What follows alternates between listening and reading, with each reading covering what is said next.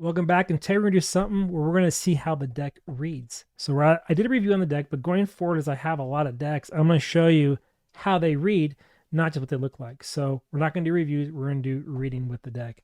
And the way I'm going to do this is I'm going to go through the little booklets that they have. I'm going to find a spread in the book guide and use it. Now, this one here, as you can see, they have the 3-card spread. We'll probably do that one because it's pretty easy and quick. They have a 5-card spread if you want to do that. So it's really nice options they give you. They have a week ahead spread, and they have let's see what else they got, a Celtic cross spread. That's pretty cool. And that's it on there. And then of course they have a daily card spread. So I'm going to turn the camera off and go to the hands here in a minute. But what we're going to do is situation, as you can see that, situation, action, and outcome. 3 cards. So that's what we're going to go with and just see where it takes us. So give me a second. I'll lower the camera and we'll get right into it. All right. So we're going to use, again, the deck is called the Modern Way Tarot. So if you don't have a copy of it, pick it up. You can, I said if you don't Amazon, but you can probably get from Amazon or somewhere that sells it. But we're going to look at the deck. If you like it, pick it up. And we're going to see how it reads. So 3-card spread to kind of see what advice we need. Okay. All right, so let's go ahead and just see. And we're also contrast and compare the book's meaning with our meaning, all right, or my meaning. So they say the situation is right here. So the situation that we're dealing with today is a lot of quick hits, a lot of things coming out as very fast, very hot and heavy. I like the white and the black there. And the purple is kind of like, purple's like royalty in color therapy. So to me, it's more like something very important. White, a lot of truth, a lot of subconscious mixed in there. So a little bit of confusion, but it's coming really hard and fast. That's the situation. And because it's a wand, it's a fire card. Now, with them, they say the 8 of Wands is all about action, gaining momentum, exciting times. The greatest storyteller, Aesop, might have believed that slow and steady wins the race, but the 8 of Wands begs to differ. Movement, travel, and exciting projects are in store for those visited by the 8 of Wands. The card often shows up when visitors are coming. Enthusiasm and other positive feelings will probably appear as well. Okay, so again, things are coming hard and fast. If you're feeling stuck on a plateau or any other thing in life, things are about to turn. Okay, that's one way of looking at it. It's time to strike when the iron is hot, create an exciting and new existence. So I guess I kind of see that with the black in the card, but so that's their take on it. So that's the current situation. And the action we need to do with this is kind of just hold ourselves fast and enjoy the ride, right? The 9 of Cups, just enjoy it. Don't worry about it too much. Don't get too emotional. The orange there is a warning too, so I'm using color.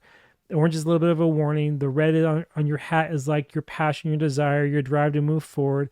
The black on the card is like the subconscious mind. So it's telling you that the action is just enjoy what comes and be happy about it. Don't overthink it. Don't worry and don't stress over what is coming. Just accept it. Just accept the gifts or the messages that come, right? And then here, the 9 of Cups, what do they say? The 9. Wishes coming true, fulfilled dreams and prosperity. Your wish is my command. The genie card, that's very generic. The 9 of Cups represents reaching goals, wishes coming true, and fulfilling dreams. Okay. The emotions embodied by this minor card are positive indeed. Triumph, pride, joy, and happiness. And in some interpretations, success and even fame. That's cool. The 9 of Cups is a good indication that you will be successful in whatever you focus on with positive intention. What would you do if you knew you couldn't fail? This card urges you just to do that. And like I said, just take it as it comes. It's going to work out anyway, right? It always does. And so now the last card that they have is called the outcome card. So what's the outcome? The 4 of Pentacles. So this card is telling you that don't overspend, right? So if you have new ideas coming at you, new things, and things are looking good, don't count your chickens before they hatch. That's what I'm picking up on here is don't count your chickens before they hatch. Because if you do, then you have a lot to lose potentially. So even though things are looking good, things are coming fast and hard, you need to assess a little bit and then hold on a little bit tight. You see how it's holding the central pentacle right there? 2 on his feet, so he's got to decide before he moves. He's got to keep all options open. That's why it's on his head. And the one close to his heart, don't let go too easy. So even though things are looking on the up and up, just be a little bit cautious as well. That's the Four of Pentacles. Now, what are they saying it means? And again, my interpretations right now are based on what I'm looking at in the deck, not so much off the books, right? When I read tarot, just so you know, I will change the meaning of a card on the image of the card. That's what this is about. When you're looking at the Rider-Waite system, you pay attention to color, like see the gray is wisdom, use wisdom. Orange is around a warning, just so it means be careful. The building is passion, so you're going to do something that you like to do, because making a wish come true. And the white is truth, so you're building something on truth with a lot of passion involved in it. Orange is a warning, like just be a little bit careful, And the gray is use what you know is true, use your wisdom, okay? Now we're going to go to the Pentacles. All right, the Four of Pentacles says greed. That is definitely one way to look at the Four of Pentacles, is a greedy card. Materialism and security, holding on, right? Don't let go. If you ever heard the story of King Midas, then you know the dangers of allowing one's desire for the material world to take over. Did I say that about your desires?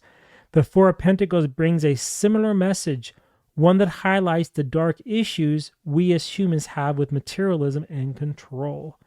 Although sometimes this card can signify the need for financial security, that's how I was reading it, it often accompanies a sense of ungratefulness and a need to possess much more than what's needed. That's the Miser 2 card, right? If your quest for material success and control has caused you to isolate from family and friends, do the means really justify the ends? You can have security without having to be finance focused all the time. Consider working towards a balanced life where one aspect isn't more important than the other. And so that's exactly what the reading was telling us, is that things are going to come at you, take them as they will, enjoy them, be happy.